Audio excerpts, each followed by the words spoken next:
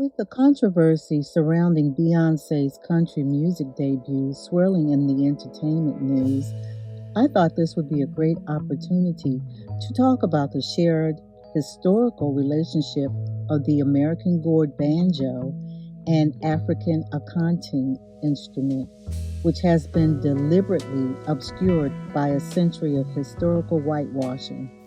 When you hear the twanging sound of the banjo, does it make you think of old timey country music played by white musicians on front porches? If so, you're not alone, but you'd miss a rich untold history. The banjo's origins actually trace to West Africa and the enslaved Africans who crafted the earliest version of the instrument in Caribbean and American plantation societies. It's a little known fact that the banjo shares the heritage of an Akonting, a traditional lute-like instrument of the Jola ethnic group in the Senegambia region of West Africa. The Akonting was brought across the Atlantic by enslaved Africans, and on the plantation it morphed into early banjos made from a gourd with a neck spiked into the body and animal skins pulled the span of the gourd and tapped in place, with 4 strings fastened at the top of the wooden neck. The playing style was passed down too. The frailing or clawhammer technique used on old-time 5-string banjos is strikingly similar to the Akonting's down-picking otek pattern. Both involve using a fingernail or thumb to strike the melody strings downwards, creating a rhythmic backbeat. It's a preserved link to the banjo's living African parentage.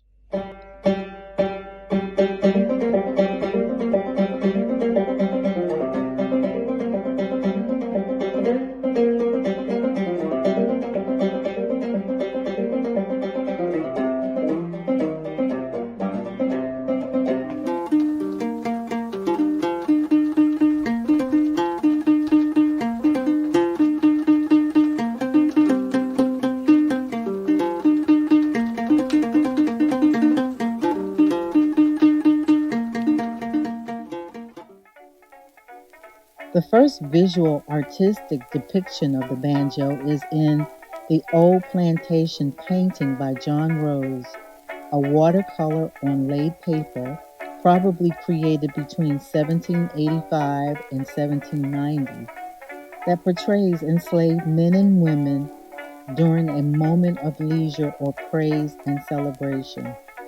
At the right, a musician plays a 4-stringed banjo, perhaps made from a hollow gourd, wood, and animal skin.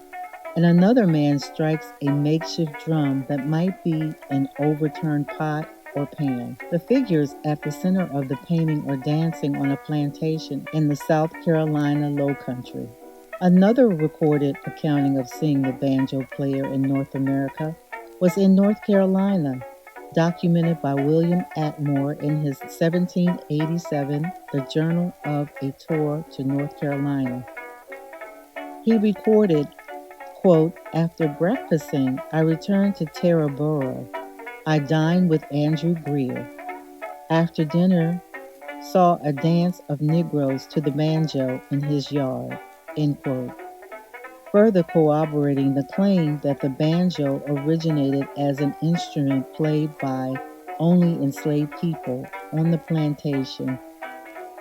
For generations after being introduced to North America in the 1600s, the banjo remained exclusive to black folk musicians, its trademark grooves emanating from plantation quarters. It provided a means of expression and cultural continuity in the face of oppression. Black banjo songs and ensembles laid the foundation for the blues, bluegrass, and country music that emerged later. The banjo's largely unacknowledged African legacy reflects an insidious historical whitewashing. It first gained mass exposure in white spaces in the hugely popular yet racist minstrel shows of the 1800s.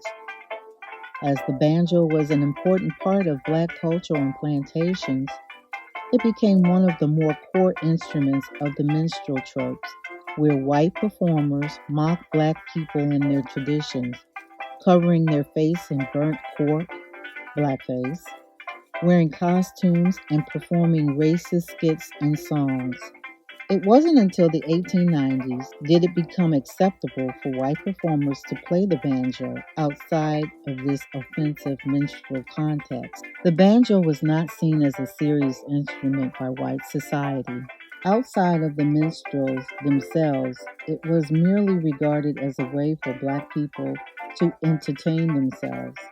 Joe Sweeney and his minstrelsy became so well known that until relatively recently, he was credited by many as the inventor of the modern five-string banjo, erasing its Black origins. This has since been proven false. These changes have been found in earlier Black banjos, but it was accepted as reality for a long time. Minstrel tunes became the center of the American music industry, and the banjo could be heard all over the nation. So while the banjo itself eventually became more associated with white musicians, its role in assemblage, led by enslaved and free Black Americans, provided core rhythmic and musical vocabulary that country music, blues, and bluegrass were built upon. But thanks to the efforts of ethnomusicologists and historians like Dina Epstein, Cecilia Conway, and Christina Gaddy, and thanks to musicians like Rhiannon Giddens, Dom Flemings, and many, many more, the banjo's African and Black American heritage has been rightfully recovered and celebrated.